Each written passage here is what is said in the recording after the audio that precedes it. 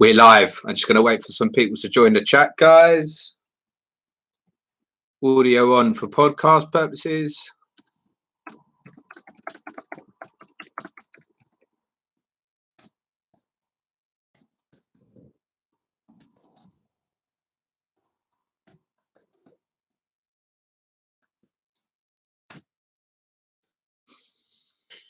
Okay.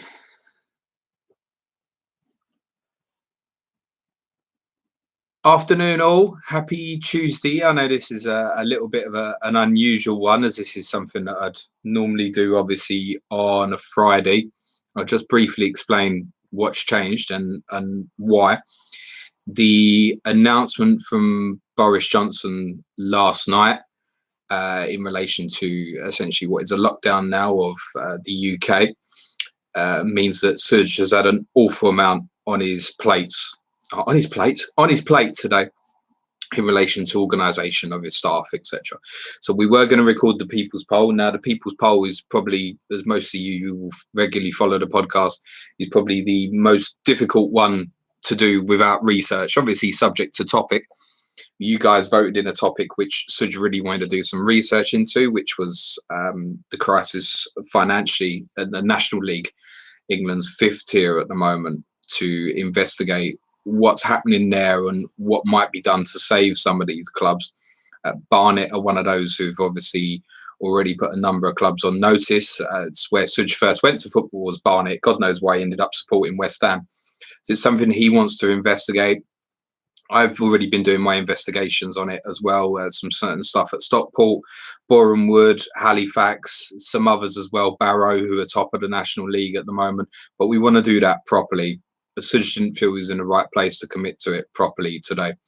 So I think it was fair game. What we decided to do is put that back to Friday. We didn't want to change the whole structure of our week. So I'm doing Ask James now on a Tuesday. Who knows? Might be more popular, probably less. I guess a lot of you would have been on YouTube probably a little bit unprepared.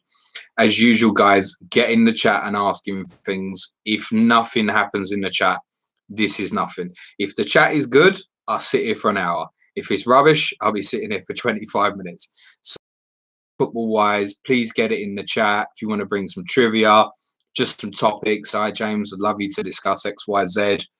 Anything. Complete waste of time at the moment. But yeah, anything football related or Twitter related or anything like that goes. So please bring your questions in and I'll cover everything that's respectable within the comments. But please do, just before I get onto that, just to say what else we got coming this week. And obviously we released the main podcast yesterday, which covered essentially a wide range of Twitter questions, ranging from the greatness of Maradona, Ronaldinho and Messi to fat footballers, hard men, Suj nearly getting arrested. It was something done first thing in the morning, as so often is the case at the moment with this, although that's timeless. You can go back and listen to it whenever. Our situation has obviously changed again, as it constantly is, but I suspect this current situation with the lockdown will be ongoing for they're estimating 3 weeks, aren't they? I don't know whether that's ambitious or not, but I think it's the right thing to do in the short term, and I think we've got to, as a nation, we've got to adhere to it and go with it and stay in our houses. My only thoughts at the moment is to protect my son at all costs and obviously provide a little bit of content for you guys. Tomorrow, something a little bit more light-hearted. So you'll notice the guys have set up this, some of you will have noticed this setup of an FPL game, which registrations are now open for, that's going to launch on Saturday, of a simulation on Championship Manager from the 2001-2002 season. And in honor of that, I obviously will be doing a quiz. I hope Suj will be joining me based on that football season. The majority of it will be Premier League related, but it will be in relation to the 2001-2002 season. Same as when I did the FPL quiz, it will be 20 questions. I suspect this one will be a little bit easier than what that FPL one was, and I think it's actually possible for people to get 20 out of 20. So I hope you'll look forward to that tomorrow. Thursdays is going to be Throwback Thursdays ongoing now. I kind of hinted on yesterday's podcast that it would be something to do with the Forgotten Champions. Some of you might have seen my video on Twitter earlier. I've advertised and announced that that's going to be something focusing on the Leeds United championship winning side from 1991-92, because football did exist before the Premier League, and I can't think of many more title teams than that one that's been forgotten. And there's some very good stories behind that Leeds United side that I want to cover off on Thursday, and we'll do that. And obviously now that People's Poll in the National League will go on Friday. For those getting in on the chat on YouTube, thank you very much. I will begin to get through the comments. Let's try and have some fun life with this at the moment, because obviously everybody's struggling. So many of us feel the same and a little bit down about things. So let's try and have some positivity in the chat. Let's talk some football, guys. So we'll start with Nick Griffith says, evening. Brad Lewandon wishes an afternoon. And Brad is a Brighton fan, and he says, really missing the Amex and football now. I'm not at the stage where I miss it yet, I think, because my little one's been quite ill over the last week, and he's okay. I've not really had time to process, and I think, again, it's easier for myself because we're trying to kind of push content, etc. So I'm not missing it so much. I think the deeper we get into the weeks, the harder it's going to be to try and find content that keeps you guys enjoying and coming back, etc., and providing what we want to. Because I don't want to, if we get to a stage where the content's shit, I'll go, yeah, let's sack it off. And I don't want to get to that place. Jeff Holtz in the chat says hello. Says Brian Yule. Hello, guys. Thanks for joining in. Brad Lewandon says, excuse me, if you could sign one player from each of the teams that could potentially go down, Norwich, Watford, Bournemouth, Villa, West Ham and Brighton for Spurs, who would you go for? Norwich is a very easy one. I would go for Max Aarons. He's obviously been strongly linked with Spurs. I think it's a move that may possibly have some legs. I've said previously on this stream and other podcasts, I don't think Max Aarons will be playing for Norwich, irrespective of whether they stay up or not. For Watford, I would probably say Abdoulaye Doucouré. I like him. I think he can subtly play in a multitude of different positions within a central midfield structure. I think he can play as in the holding role. I think he's shown very effectively under Nigel Pearson in recent months that he can play that 10 role. And he's kind of perfect for an 8 in terms of his energy, box to box. So I'd like Doucouré. He could certainly add something from a squad perspective. From Bournemouth, I would say David Brooks, who's someone obviously we've all missed this season in terms of, and obviously Bournemouth especially have. He's such a talented footballer, another one who can play in a multitude of positions in a wide area in the 10. I think he's the sort of player when he develops older could actually become a central midfield player as well. It's definitely David Brooks from Bournemouth. That would be quite an easy one. As would Aston Villa, you'd obviously say Jack Grealish, but I guess that's unrealistic. So therefore, I would say Tyrone Mings actually as an alternative, and Spurs will need a left-sided centre half, so that would potentially make some sense, although I think it'd be very expensive now. West Ham, oh gosh, tough one that, because they're all shit. Oh dear me. I guess Declan Rice maybe could develop into something better than what he is now. He's obviously a talent. I think Spurs should be buying players not necessarily of his profile, but certainly of his age. And for Brighton, oh, this would please Brad, wouldn't it? The answer I'm going to give is probably going to please him even less. I'd possibly say Lewis Dunk. He's just a very reliable centre-half. He's a better footballer than what he's given credit. Rarely gets caught out positionally. He's one of the leaders within that squad. And I wouldn't disapprove if he was the sort of player that landed at Spurs. It might surprise people that I've not gone for a Trossard or a Gross or Aaron Moy as a footballer I really like, or Morpay. Actually, yeah, Lewis Dunk, I think is a very good footballer. God, that was quite good. I like that question, Brad. Thanks, mate. Ammon Dillon, hey, James. Yes, stream. Yeah, I'm here, pal. I'll keep rocking it. Rennie Stockett. Hi, James. Finally, I made it to a live session with you. Not sure that came out as well as you'd hoped, mate, when it got read back out, but I'm pleased you're here, Renee. Ammon says, any point making any transfer in this period? I'm mad, shot the FPL shit. It doesn't matter, mate. Do it if you want to. Don't do it if you don't want to. I kind of explained that. We did do about 5 minutes on FPL on the main podcast yesterday. And I was like, look, even if we do restart in game week 36, what are you doing if you've got chips left? Are you wildcarding straight away? Free hit? So what's the point in even building those transfers? You're going to use all them chips at the end. Yes, it probably is worthwhile on, as I discussed, the odd chance that they manage to add game weeks 39, 40, 41, etc. into the game, which is why I will be doing it. But does it matter? Probably not.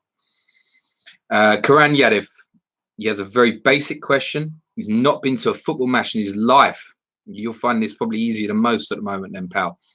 What does the coin toss at the beginning mean? Do the captains choose sides based on the away fans, home fans? Wow, that's great.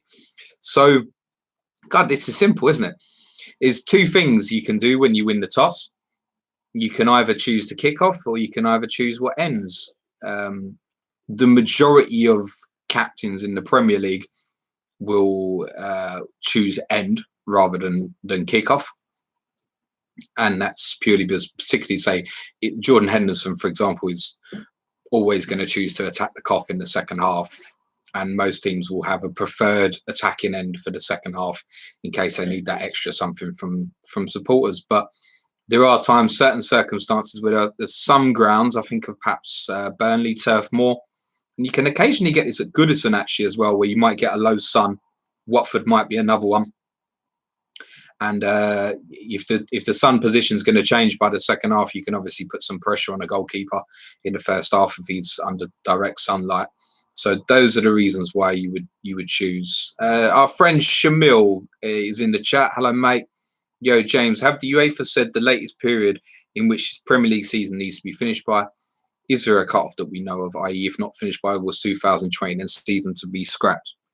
So, again, one of the things I discussed yesterday is that I think UEFA needs to do the right thing. The Premier League will be under pressure from UEFA in terms of UEFA may well set dates. So let's just say hypothetically we do restart the football season in May. UEFA will decide dates of their quarterfinals, semi-finals, final, Champions League, and the Premier League, FA Cup will have to work around that in the first instance. And unfortunately, that's where football's at, that we're governed by so many of you will support clubs who have perhaps never even been in UEFA competition, and yet you're at the call of them and how they structure things in the first instance. I think UEFA should potentially take the decision to have no UEFA competitions next season, which I just think would take a huge pressure off of everything. That will not happen because of pressure of money. The only thing would, I think, put pressure on that to happen is if there was a global strategy that there would be no air travel for, I don't know, a 6-month period or something, in which case then they may have to review it. And from there, you may still have flight paths, like, for example, Spain to Italy and vice versa, that may still not happen and completely screw next year's European competition. I believe, and I think it's the Premier League's belief at the moment and the majority of clubs' belief, that the current football season should be, although I would quite like it voided and restart in August from a Spurs perspective, I believe it's imperative we finish the current football season and then worry about what we're doing with the next one. We can't make the decision about the next football season until we finish this one and restart this one. Only then will we even know what a timeline looks like, I think, when we're ready to go and say, tomorrow we're playing football again. I think if football was to restart in the next 2-3 months, it will be behind closed doors. And therefore, there's less pressure in terms of fixture organisation. It's only for the teams to worry about. You don't have to worry about telling Brighton fan Brad that he's got to go to Newcastle in 6 days' time, for example. They can just move a fixture like that, for example. I'm not sure, Shamil, to answer your question. I think, obviously, there was an agreement from this original UEFA meeting that the domestic leagues would try and finish by June 30th, and now that's obviously the intention. But I can't see any way that's going to be fulfilled. I just can't see it. You will get some that potentially might, and England might be one of them. I can't see that Italy are going to be in a process or a position to be able to finish Serie A. So then what's the knock-on effect for qualifying for European competitions again? I don't think we've got the answers, Sham. I suspect where we will end up is something in domestic football will have to suffer, be it the League Cup, the FA Cup, a reduced league season. I don't think anybody wants a 19-game league season, but it's not something that we should rule out at this stage if it goes on late enough. And at least then teams will know, okay, those are the rules. We're playing by 19 league games. I think the Premier League will, and I hope, Shamil, will be strong enough to pursue the idea that their competition should finish. And if they have to show solidarity together and not enter UEFA competition next year, then it's a little bit of cat and mouse. Are UEFA then happy to lose out on, you know, Manchester United, Manchester City, Liverpool, whomever in European competition next year? That's where I think the Premier League needs to be brave enough to say, no, we got to sort ourselves out first. And if it means everybody misses out in UEFA competition next year from our nation, then I think so be it. Jeff Holt's got some trivia in. Who scored the final goal for Spurs in the 63 Cup Winners' Cup final? Oh, the final one. Oh, no. Shit, my dad will kill me if he's watching this. Was it Dyson? Might have been Terry Dyson. But I could be in trouble there. I mean, it's only 20 years before I was born, Jeff. Brian Yule, will wifey allow you to grow a proper lockdown beard? She definitely won't. We actually, oddly enough, we had a razor count this morning. I reckon I've got enough to last me a month. So there's not much chance of that. I'm just lazy when it comes to shaving, in all honesty, Brian. Plus, it's not great for my son, the beard. So the beard will go.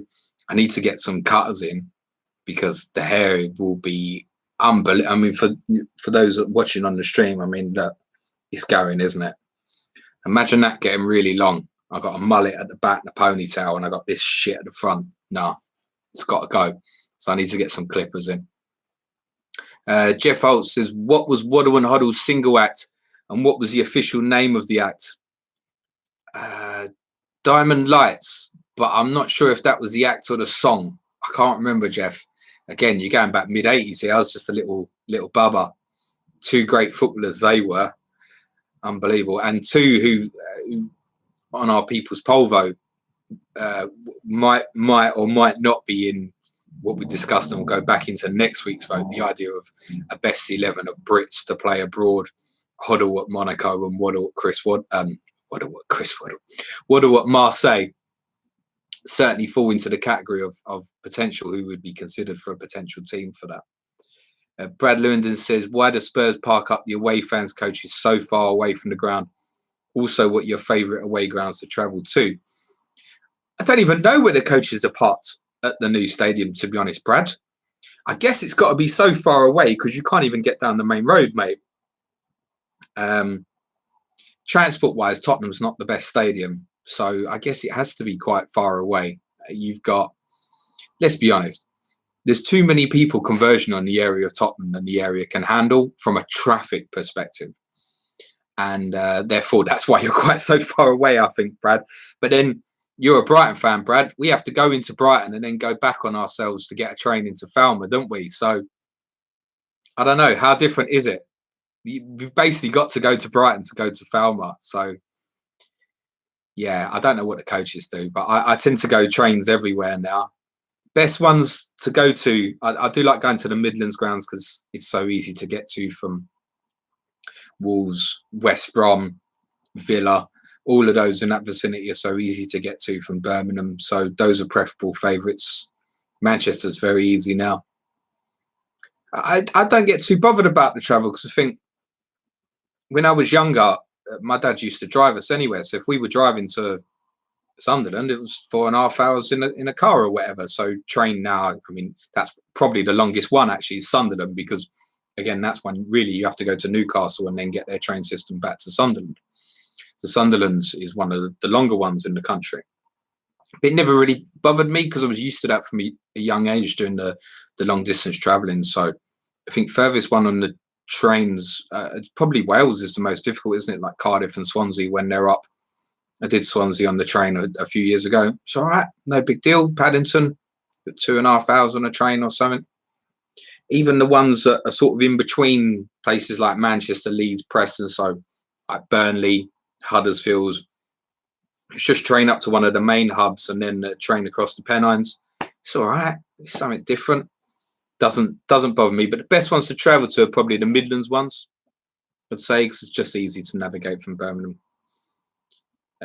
Jeff Holt, can you sing a bit of it? I presume it means Diamond Light song. I know. I generally wouldn't know how it went, mate. He also wants to know my method for remembering info. I just got a weird brain, Jeff. I don't know. With Spurs stuff, I can visualize things from eras or kits or stadiums, or there's a number of different ways. It just stays. It's the honest truth. Stuff just sits shit and dormant in my memory, and someone says something, and then I just know it. There isn't an exact science. Spurs stuff as well, particularly from my younger years. I've watched it over and over so many times. Like, if it got to June, all I was doing was watching reruns of Spurs videos during the summer. So that's why some of it sticks so much. And I actually struggle with some of the more recent stuff, actually. Joe Finley Batter, afternoon. How are you, mate? Random one for you. Favorite goal celebration? It's not random. We talked about this on the podcast yesterday, mate. So I named 3. There is only one, by the way, greatest goal celebration of all time. I named 3 that I like. The Klinsmann dive, as a personal, was from being a kid. Everybody was doing it in the parks when they were scoring goals. Adebayor against Man City, for Man City against Arsenal, just because it was funny as. The best celebration of all time is Marco Tardelli in the 1982 World Cup final for Italy against Germany. Someone did, sorry, I can't remember who it was. Someone did grab a YouTube video of it and link it earlier as well to say this is what James was talking about. Pure passion. Yeah, that's how you want to celebrate a goal.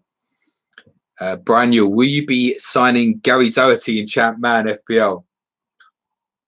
Definitely not. I will do a short little vid on Twitter at some point in the next day or two. Might even be tonight, about Spurs assets for that game. Gary Doherty, the old Ginger Pelly, will definitely not be under consideration. That is a certainty. I can reveal I will be unlikely to start with any Spurs players. That relates to fixtures, and I'll post that on Twitter later. Oh, jump the chat there. Jeff Holt, can you explain the offside rule for Yadev? You know, the only thing about it actually took a global pandemic to get people to stop talking about fucking VAR. That's what it came to. I still don't miss VAR. I'm not going to lie. Imagine my year, right? VAR, Pochettino sacked, Mourinho, and now this. You think you've had a bad year? No, I've had a bad year. How's your year? The offside rule. Yeah, you've got to have. Do I really have to do this? 2 players between the attacking player and the goal when the ball is played to said attacking player. But one of the 2 defenders obviously is, in 99.9% of cases, a goalkeeper. Martin Boyle, afternoon, James. My wife can explain the offside rule, by the way. It's one of the reasons I still accept her presence. Martin Boyle, afternoon, James. And afternoon, all. Can we have podcasts on the People's Poll topics which haven't won so far this season, as I seriously doubt we'll be restarting the season at all? Thank you, Tar. Yes, Martin, a lot of these are going to go back in. I promise that everything that finishes second ongoing now will go into the following week's ones. The problem was, I was looking back at a lot of the ones that had finished second from, say, January, and I felt they were all quite dated. But some of them certainly will come around. What I'd say is, if anybody's got any particular ones they think, oh, I wish that had won and I wish the guys talked about it, then at me on Twitter and I'll get it in the poll. Then I know there's a request for it then. To trawl through them tweets is a bit shy, to be honest. But yeah, I'm sure a lot of the things as well, Martin, that we said we'd maybe do, and then we covered it on the main podcast as well because it didn't get voted in. So that's why I left a lot of things off. Brian Newell says, talking of the coin toss, the Easter Road pitch, which is at Hibernian for those who don't know, in Scotland, pitch used to be such a steep hill that no one wanted to play up it in the second half. There's been other grounds like that. Brian Barnett, actually, at Underhill, their old stadium, was certainly one that had a slope. And there's been plenty of others.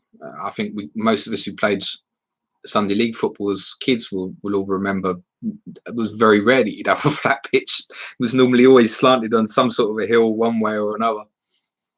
It was a lot of pitches, a lot of stadiums and that used to be like that, but those cases are very, very rare now.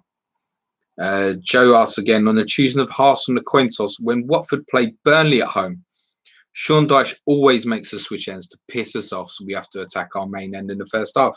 Exactly. So most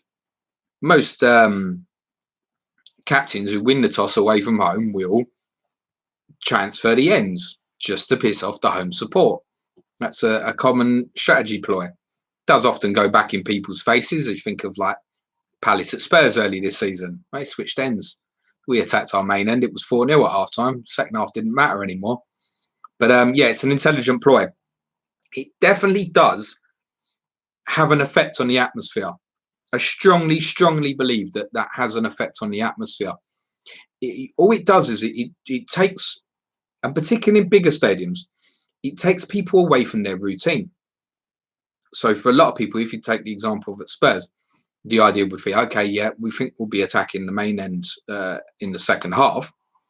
And you're kind of building to that in the atmosphere, subject to opponent, obviously. But psychologically, you're thinking, well, if they need me second half, we'll get it going. But just switching it, and it plays on people's minds, particularly if it's a side you think, oh, it wasn't going to be a big atmosphere anyway. I really believe it can have an effect on atmosphere, and I'm surprised we don't see more games that get side swaps from away teams winning the toss, or there's a lot of teams with double-sided coins. I don't know. Bilal says, hello mate. James, do you think Kane, Ali and Son will stay at Spurs considering the club's downfall since the UCL final last year? I think probably yes at the moment. I think it's hard to see where the demand would be there for, I spoke about Dele Alli possibly being an expendable asset for Spurs. It's hard to see who'd really want him at the moment.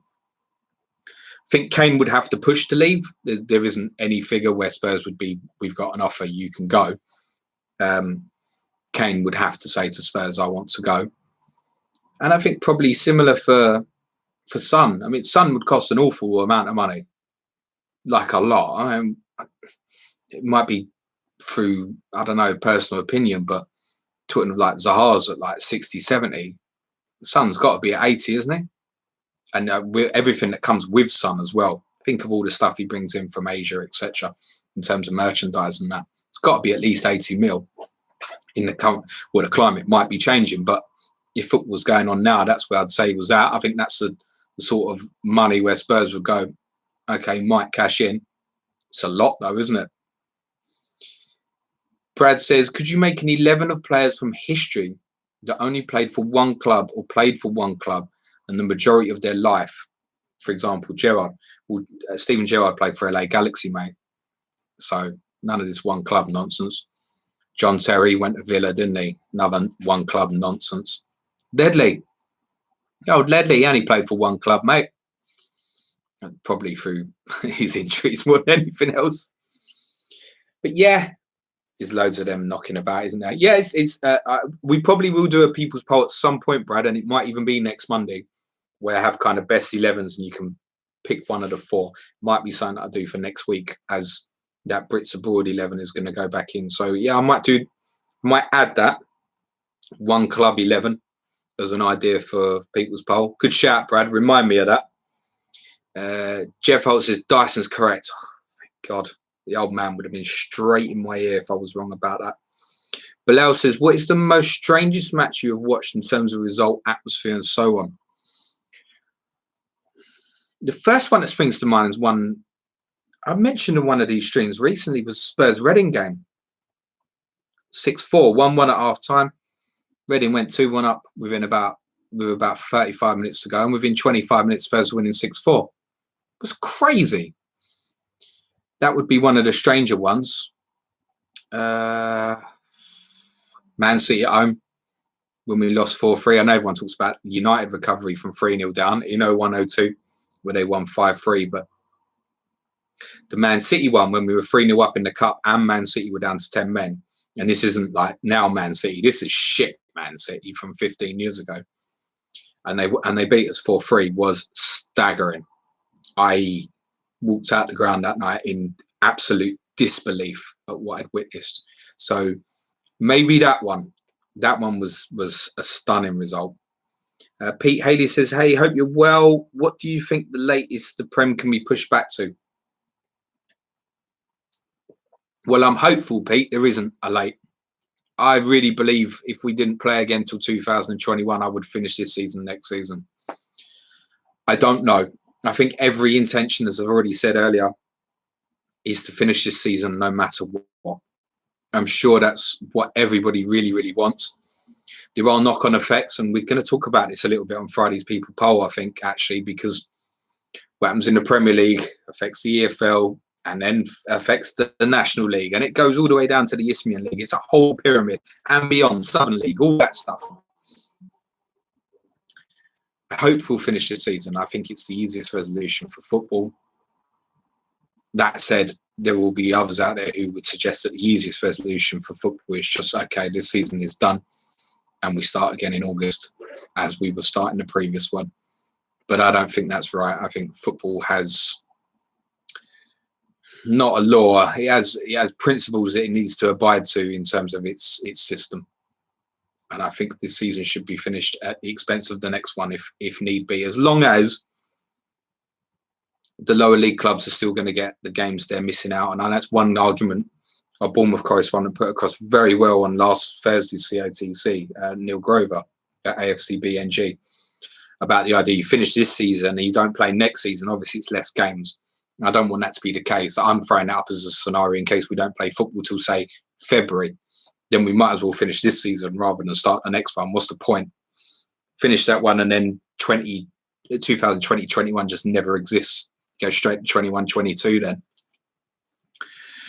Yeah, but if we restart in, say, October, there's got to be measures to keep lower league clubs with the facility to have as many games as they potentially could have. Now, whether obviously it's got to be in that time period anyway. So whether, like I said, that be a 19-game league season, whether that means, I don't know, you might get higher attendances in the EFL Cup, perhaps even a cup competition for singular leagues if we need to make up dates. I don't know, a League Two Cup, for example. I don't know. There are loads of things. Localised cups was something I spoke about before, like a Northwest Cup, because then you still got the likes of Accrington and others in that area would have the chance to play a Liverpool or a Manchester United. Let's see. I don't think we really know where we're going to go. The answer to your question, Pete, is I don't know. I think we will know probably in, well, I say we will know, we probably won't know for at least 6 weeks or so. When we get to early May, and if we know we're restarting or we're not restarting, that's the point when a decision will be made, I think. And until then, we'd all be speculating with our own ideas and opinions. And that's all my opinions are, is ideas and opinions. Jeff Holt, if you were to do a Spurs version of that crap fever pitch thing, which season would it document? It won't be the one that Amazon are documenting, I can assure you of that, mate. It'd have to be 60-61, wouldn't it? Well, the UEFA Cup final that season, 83-84 might be a good one. 80-81, beat Man City in the FA Cup final replay. You need to have the strong ending, don't you? So I think, yeah, maybe that 80-81 would be a shout, or 83-84, 60-61's an obvious one, but obviously it did end with a happy cup. I mean, in terms of a game to finish it, it's Ajax, isn't it?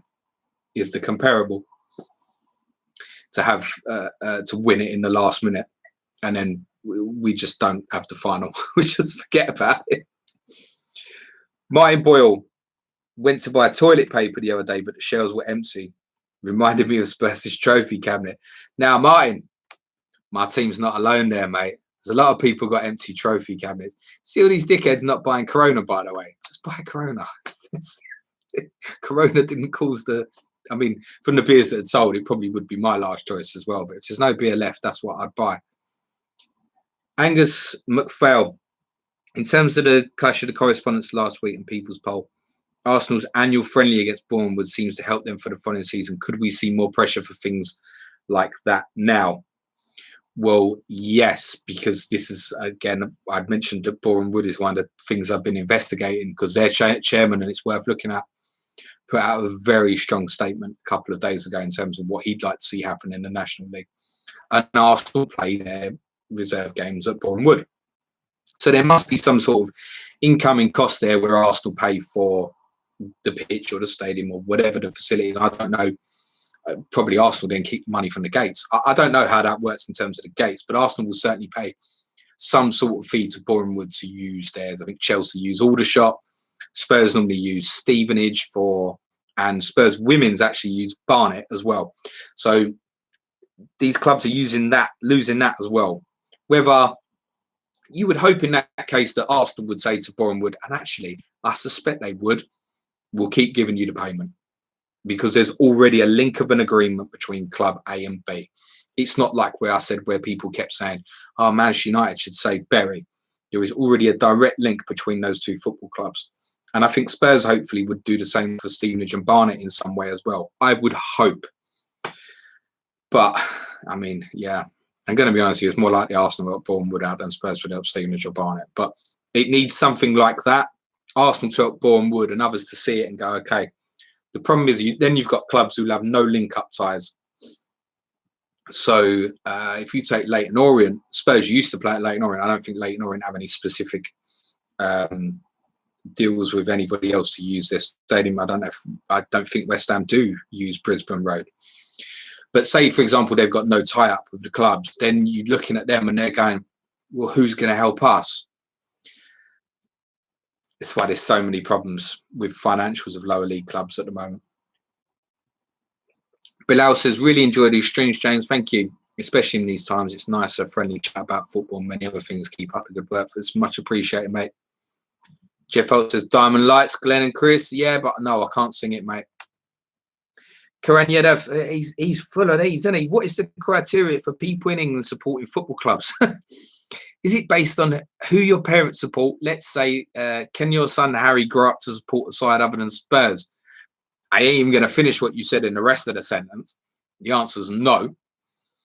When I was little, we used to live on the 7th floor in a flat. You remember when Michael Jackson held the baby out the window? That's what I think my dad did to me. He went, it's Spurs or that's it, mate. Now, I wouldn't go to that extreme because I don't live on the 7th floor, but I would hang him out the window and say, no. You understand. It's very simple in terms of educating your child. You want toy X, you want toy Y. I love Spurs. That's it. You can teach these kids. That's my full belief. And if I failed, then I've failed as a father, and I will be depressed for the rest of my life. I would prefer him not to like football at all. And if he doesn't like football at all, it's absolutely fine because he'll save me a fortune in the pocket. The majority of people, Karan, to answer your question, will just pick who they want. Be it. I mean, I know it's like loads of Spurs fans outside of London who fell in love with the team of like the early 80s and stuff, just went, oh, I like the style Spurs play.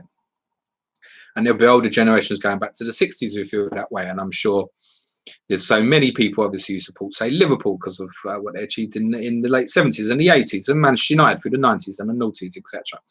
Bit of glory on it. Some people take our Newcastle correspondent, Sire, FPO_footballer. He went up to Newcastle, and Newcastle never won sod all, right? But they had a very good team in the 90s. And he heard the crowd, and that was it for him. He was like, I want to go there. I don't even know if he was intending to go to a game, and that was his team, and that's still his team. And there were so many other quirky reasons why teams support. Teams, obviously, passed on of families is how my tree has worked, and hopefully, Touchwood will continue to work. But there's so many people now just pick who they want. You know, game's changed, isn't it? In terms of its locality roots, you definitely support. I mean, Tottenham are my local team, but those days are far fewer now. Brian Yule, Tardelli over Pearce, interesting. Stuart Pearce 96 celebration was,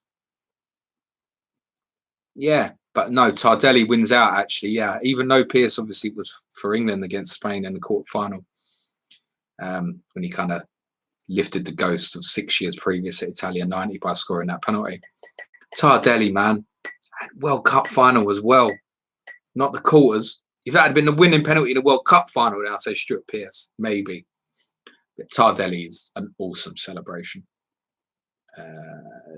Jeff Holt, there's some other great celebrations. Mick Shannon windmill, best raised hand, and Charlie. Is that Charlie Nicholas? Is it Charlie George? Brian Yule. He's having a break from Mourinho, but actually, bless him. I don't miss him.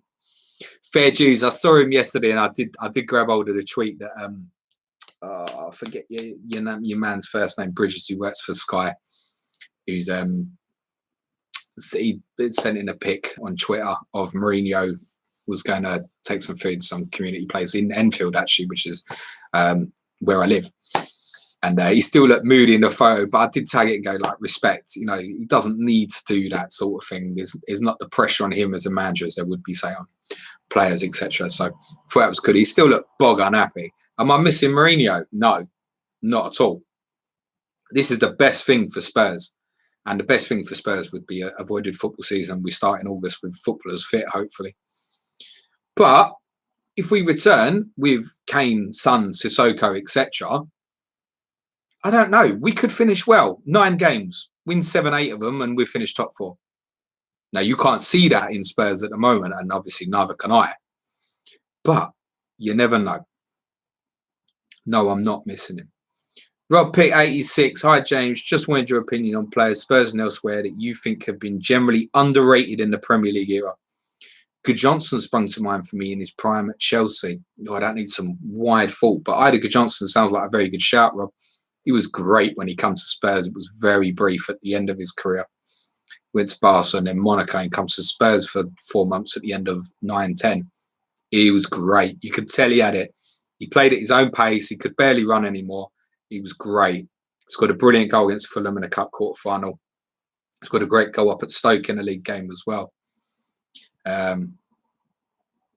Yeah, he's a good shout, actually. Players like him, particularly in that era of rotations, like Chelsea would have had Hasselbank, Zola, and probably whomever else was there at the time as well. And obviously, Good Johnson later went on to play with Drogba and that as well.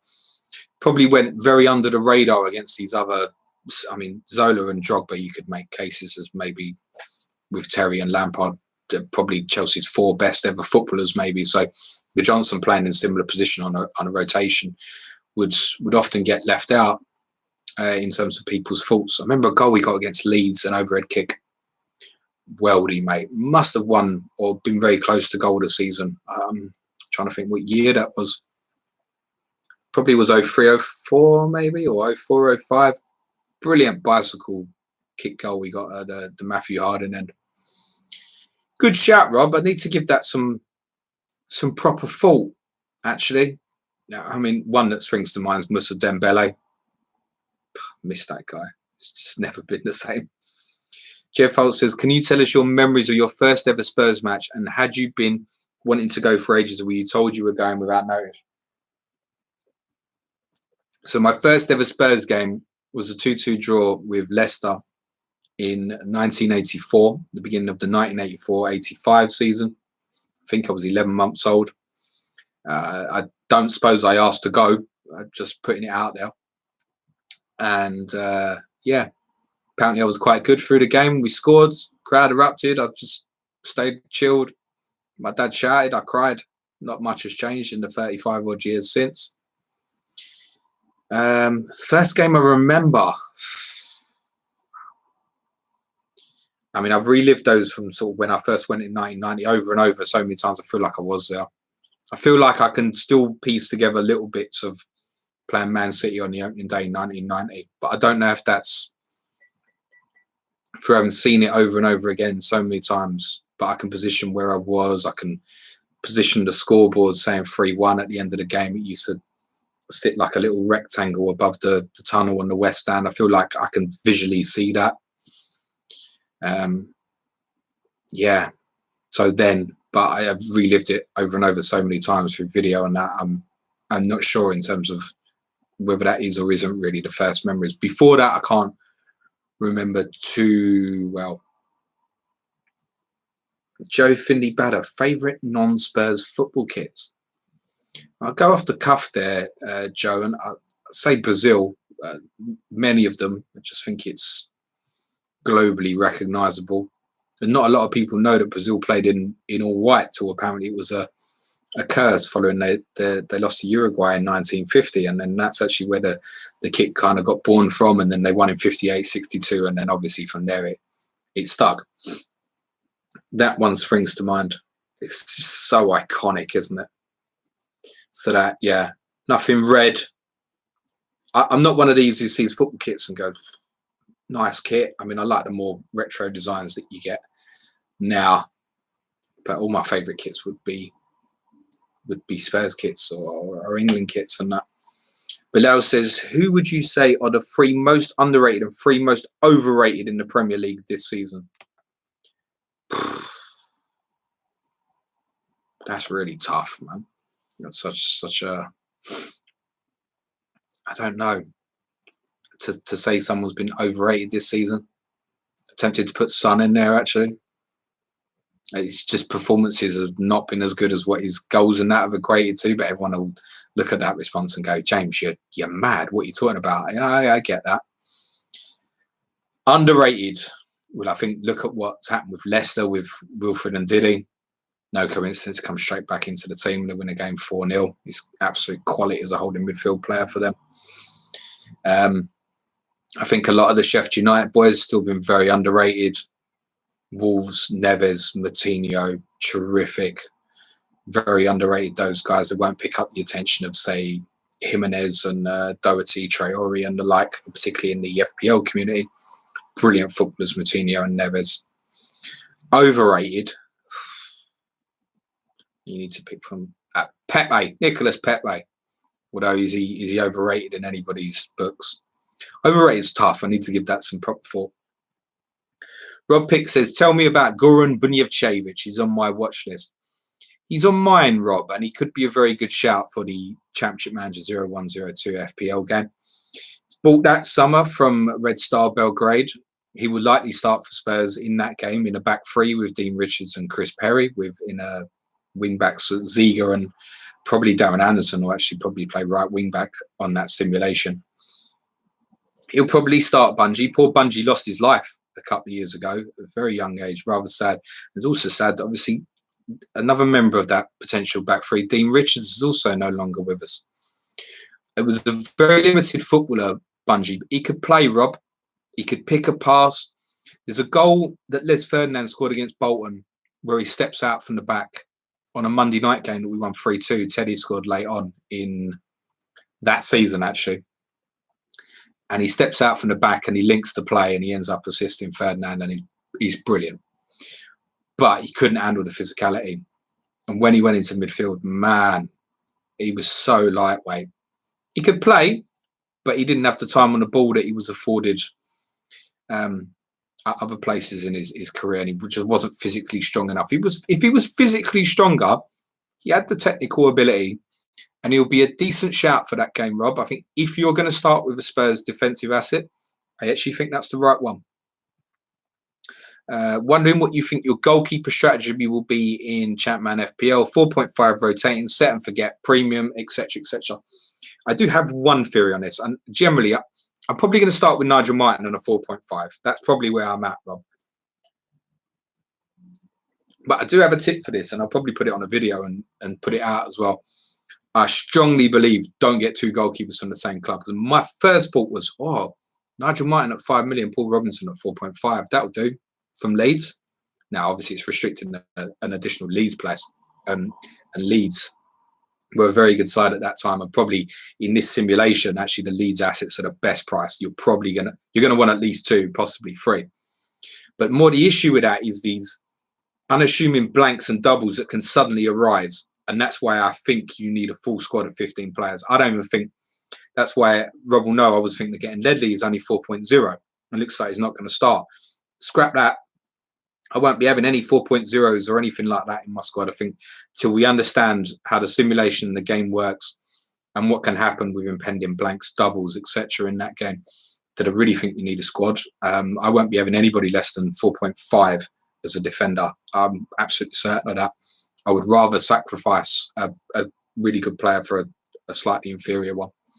So I think you need 2 goalkeepers, strongly. And then obviously if something becomes obvious and it's clear and you're running through the Christmas period and there's no blanks, then obviously you can then downgrade one if necessary. Frode Halverson says, what did you think of Eric Torsfield? I loved Eric the Viking. Frode, a lot of Spurs fans did. He was great. He was obviously part of the 91 Cup winning team. He really struggled when he came in. He had howlers at the start in the 88-89 season. He basically threw one in on his debut in a defeat to Nottingham Forest at Tottenham. And he was capable. His kicking was atrocious. He wouldn't survive in the modern game, but he was good. He was a good old-fashioned goalkeeper. He used to come and claim corners. Never punched nothing, mate. He'd come and catch everything. Capable of the brilliant, capable of the awful as well. It wasn't the quickest, wasn't the best at coming off his line, but a very, very good goalkeeper, and did Tottenham very well. And obviously, he would have played a lot of games for Norway as well. He would have done them very as well. I don't know if that's where you're from, Frode, but thank you for the question. I also remember another Frode Grodas, who some might remember at Chelsea. He did have a brief spell at Spurs, but never played for us. There's one for you. Brad Lewandon says, if you couldn't be convicted of any one type of crime, what criminal charge would you like to be immune to? Man, that's tough. I don't know. What can you condone that's all right? I don't know. That's stealing, but you don't want to steal from the poor, right? But you steal from the rich. Is that all right? Sound like bloody Robin Hood here, don't I? Yeah, we'll go stealing, but I'm not convinced of that, Brad. Not sure that's good. Hello, Graph A2. Brad says, mine would be entering the field of play of a football stadium. Imagine being able to run on a pitch and celebrate the players every time your team scores.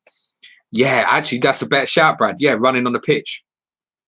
Although I'm not keen on that either. Why people have to lose their shit and do that. Graph Vasily says, he's joined the chat, says he thinks the FA have plenty of time to sort that VAR now.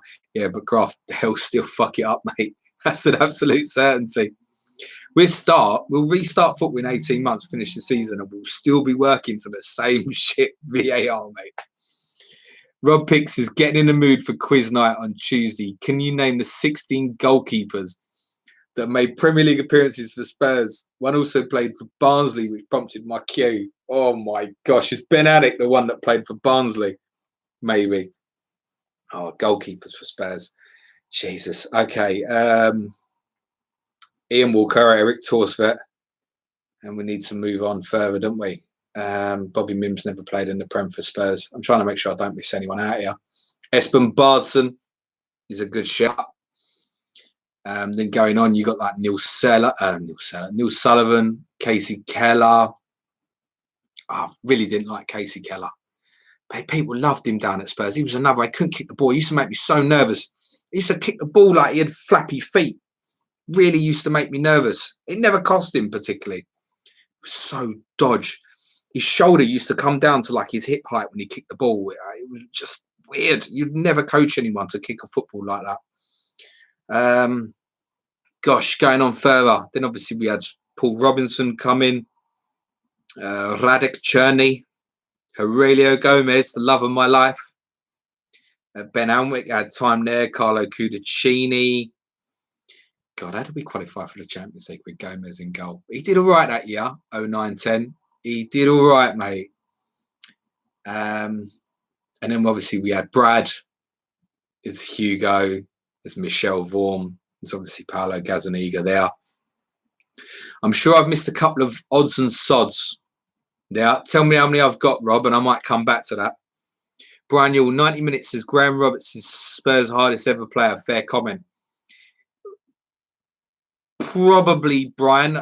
Perhaps Dave Mackay from obviously the era of the 60s would see them two clash would be interesting.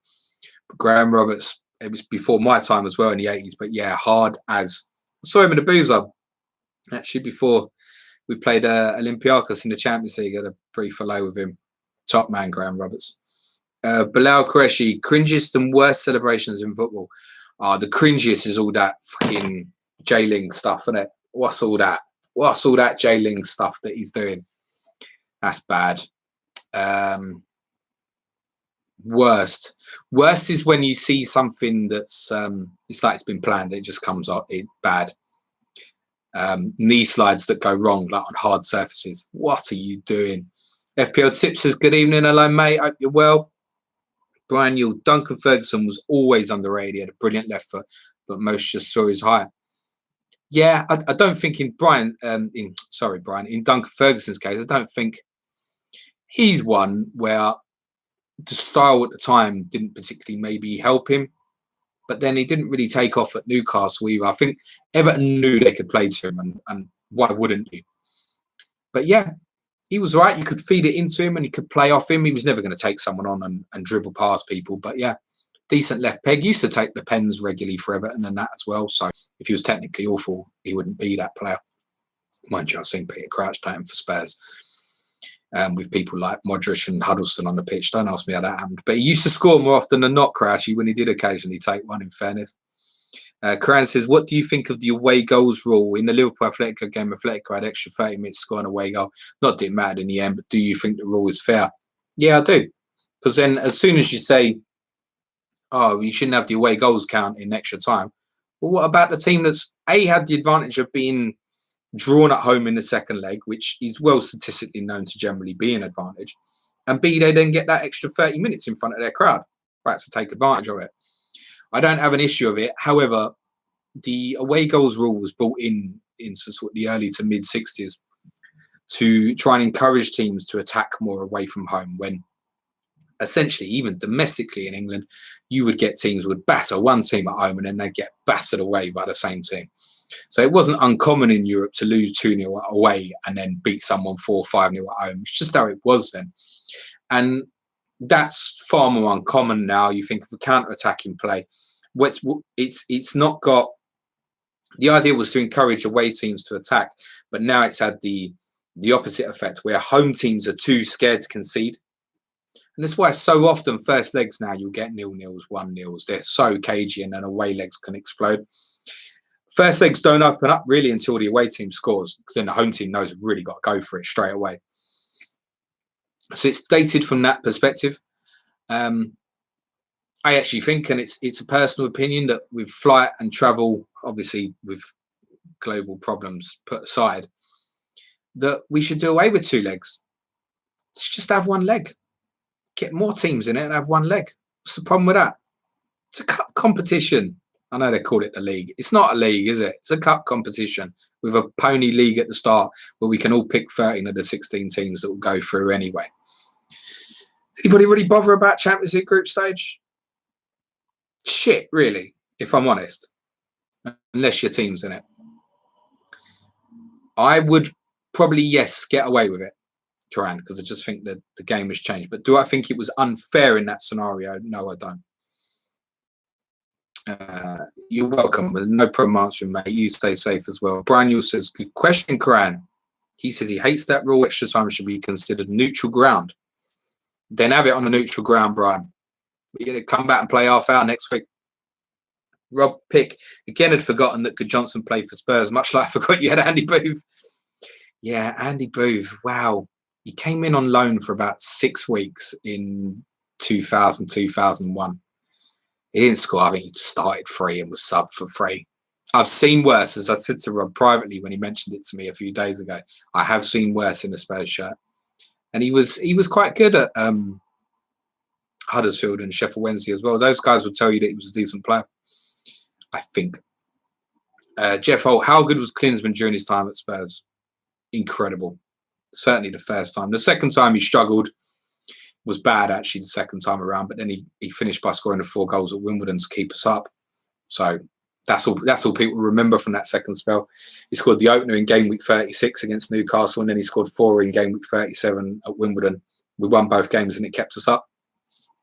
First spell, he was incredible. Excuse me. We generally bought one of the best strikers on the planet. It was astonishing. Now it would be like Everton buying, I'm using a young scenario here, but say Erling Haaland, for example. But or I don't know, like West Ham buying Dybala or something. I mean, I'm not saying Dybala is as good as Klinsmann. I'm not saying Haaland is as good as Klinsmann, although I'm sure he probably will be the way he's going with his career at the moment. Klinsmann was elite. He was in the top 5 centre forwards on the planet, in my opinion. And he nearly got Spurs doing amazing things, but the team was too attacking. If he'd come in a period where he had a more solid players behind him, he would have scored untold goals in his peak. He was a super forward. He could do a little bit of everything, Jurgen. I think in terms of comparison to modern players, say like Raul Jimenez, Klinsmann was much better than Raul Jimenez, but he had a little bit of everything. It was quick, amazing spring in the air, left foot, right foot, didn't matter. Link play, was a team play, worked so hard, had everything, Klinsmann. Super, super player. Rob Pick, say over the season as a whole that Abraham has been slightly overrated. I'd say possibly Firmino too. I think it's harsh on Firmino particularly. And Abraham's numbers stand good because he scored 7 in his first 5 or so. So it comes out all right. Didn't know that about Goran. Yeah. Unfortunately, he did lose his life not too long ago, man. It was within the last year or so. I think he just suffered an illness. He wasn't even 40, I don't think, Rob. Terribly sad. Bilal says, what is Champ Man FPL? Get yourself on Twitter, Bilal. Put it in and play the game. Follow me on Twitter. I'll be doing some videos about this coming up as well. Terrific little game that we're going to... Jesus Christ, I've been talking an hour.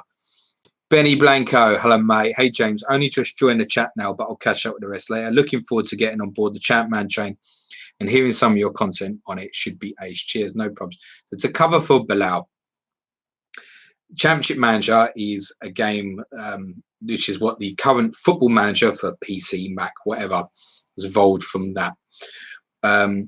FPL Tactician, Goal, FPL James, the 3 lads. Rob Pick, who's in the chat, is the scout. I'm going to give him away if you didn't know.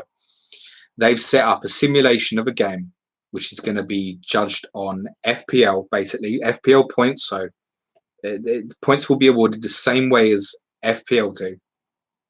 And it's going to be a game simulation of the 2001-2002 season. And we're all playing it this week. So get on to Champman FPL. Have a look. Like it, play. Don't like it, don't play. I know there's over 600 players playing already, which, considering it's 3 guys who came up with an idea less than 2 weeks ago, is pretty astonishing. So they've absolutely got my backing. And on streams like this, I'll certainly be talking it up as and well. I will be doing more stuff of it on Twitter, as I said. If you don't want to see any of that on your Twitter timeline, mute the hashtag ChampmanFPL. That's ChampManFPL. Man, I'm glad I didn't spell that wrong. But if I did, I wouldn't know, would I? Bilal, what's been your favourite Planet FPL stream? It's got to be the one in the car, hasn't it? On the way to Manchester. It was crazy. It was crazy. We didn't know how good or shit it was going to be, but I think it was good fun. I think we all enjoyed that. Yeah, it was sort of the last hour in the car while I was driving up to Manchester on a Friday night for the live show. That was different and good crack. Favourites pod? I'll happily do that. It's not been asked, but I'll throw it in anyway. I think the best one was the Berry podcast. I really do. It's such phenomenal. I think that was the best podcast we did. I'm proud of what we did on the racism in football as well. And I think some of the ones we've done on the People's Poll, I mean, the Man City one turned into something. We reviewed it and we went, shit, can't do this in a half hour. Like, no way. And it became like an hour and a bit. That was really good. Again, the way I think those ones, in terms of the commitment to doing the right quality, are the ones I'm most proud of. But the most fun ones are always the main podcasts, reviewing the game weeks, doing your cues on. And I genuinely always try and go into the Twitter cues without looking at them. I will send the tweet out and I'll mute the conversation. So I just think it's the way we are, it's better for us to react naturally rather than have planned answers. It's probably why this format's okay as well. Rob Pick says, he is indeed Ben Anik, by the way. He was awful. He was god-awful, Ben Anik. Ben Anik was the Spurs keeper who played for Barnsley. we won a League Cup semi-final in 08-09, so it had been January 09. We beat Burnley 4-1 at home in the first leg. Ben Anik had to play the second leg. My God. We lost 3-0, and we scored twice in the last 2 minutes of extra time to avoid. I think we would have gone out on away goals, actually. I don't think it would have gone to penalties, believe it or not. And the away goals in that competition only counted after extra time, if I remember right. Yeah, he was so bad, Ben Anik. And actually, I don't think he played again until we played a league game away to Burnley, the final day of the season, 09-10. And he conceded 4 in that one as well. He was proper shit. He saved a penalty for Sunderland against us from Robbie Keane. And I think that's all we got bought on. That was the awful Sunderland team that went down in 05-06. Rob Pick, the only 2 you missed, mate, made 1 appearance each. Okay. 1992 to 1993. Oh, who have I missed there? Tours Fair, Ian Walker. Oh, no. This is going to be so bad for the audio version. Oh, no. I can't think. I really can't think who that is. Shit. That's so... I can visualise the goalkeeper kits as well. The blue one, the yellow one with the stupid flares coming off them. Oh, no. I really don't know who that is. 1 appearance, 92, 93 in goal for Spurs. This is one of them. You know when you go on quiz shows? Obviously, you don't go on quiz shows, but you watch quiz shows and you scream the answer. I don't suppose there's too many people screaming this answer at me, but someone out there will know it. And I just don't know. 98 to 0-1 was the time of the club. Yeah, that's Hans Sagers. Hans Sagers played a game at Southampton for us, I think. And somewhere else. That 92, 93, Rob. I really don't know it. Shit. On that bombshell, I shall wrap up the stream. Guys, stay safe. Keep clean. Don't go and see anyone. Genuinely, stay in your house. Be nice. If anybody needs anything, feels low for whatever reason, my DMs are open. Come and talk to me. I'm here. And I could keep saying it at the end of all the pods at the moment. Be nice to each other. This is not the time for wars or anything. There's banter, and then there's just, don't be horrible. Be nice to people. Rivalry and that shit doesn't matter at the moment. Back tomorrow, quiz 01-02 season, Thursday throwback, Leeds United 1991-92. The People's Poll on the National League and its crisis financially will now be on Friday. Thank you very much for those who joined the stream. I will now try and convert to an audio and post as soon as possible. I wish you all a very nice evening. Take care, everyone. Bye for now. Ciao for now. Cue music, man, child.